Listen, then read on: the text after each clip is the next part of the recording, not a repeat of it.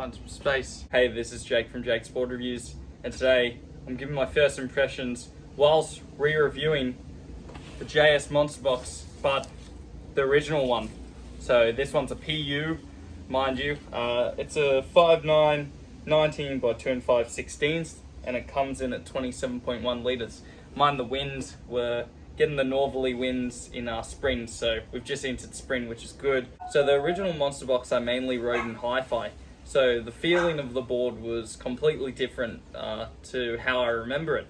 I had a few surfs on a PU like this one you see with the Burford blank, but yeah, I don't really remember many surfs I had on a PU, and I rode a bigger version, so I couldn't quite really get a verdict with the PU, but I really enjoyed the hi-fi. Mate, this board is a good board. It's nothing special, but it just works. And I was speaking to my mate Dylan, who's you see on the reviews sometimes. We were just saying the same thing. We're like, yeah, it's not the most amazing board of all time, but it just does the job. It's got slightly fuller rails and with a wide point forward. So all that foam whilst you're paddling, it's not too much foam, it's well distributed. So it's not too much in the front, it's not too much in the back of the tail there. Yeah, it just helps you get into waves super easy. You can surf from 2 to 5 foot.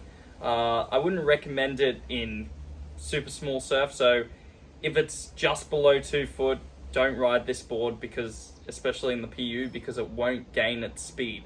That's just something you have to take note of. My favorite fins so far, I'm gonna flip it around here. Oh, got caught in my pocket, working with minimal space. The favorite fins so far are the Kolohe Andinos. This is the blue color. Normally you see the green and black, but this is one of the newer colors from last year, so I was a bit out of date, but yeah, these work well. Mick Fannings work well too, whatever you prefer. To be honest, my last one was also 5.9, but it was 26.5 litres, but also 19 by 2.5/16, but in a epoxy hi-fi construction. So in my opinion, the original Monsta Box so far, first impressions, is a board that you can ride, nothing special, but it will do the job from anything 2 to 5 foot. And yeah, also to mention that the original Monsta Box goes much better in steeper hollow waves compared to the newer Monsta Box. Wow, super windy. Sorry, I had a sneeze there. Anyways, first impressions. I'm enjoying it, not my favorite board. I've got a Takoro that I've shown you that, to be honest, I haven't been riding this so much recently. And I'm also going to be giving my first impressions on the GX1 Phase 3. There was just a bit of a ding I had to repair, and I've got to get that repaired. So yeah, otherwise JS Monsta Box, yeah, full review will come shortly, the re-review. Also to mention, I'd like to thank you guys as I've hit 1,100 plus subscribers. That's huge, you know.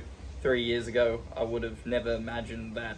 First off, I was doing board reviews 3 to 4 years ago, and second off, that I would hit over 1,000 plus subscribers on YouTube. So thanks a lot. I might be introducing some new things soon to the channel that will help spice it up. So yeah, but I want to keep to its roots. I don't want to change it too much. So anyway, thanks for watching. That's Jake's Board Reviews, and yeah, that tree's in the way. First impressions. Surfboard Reviews.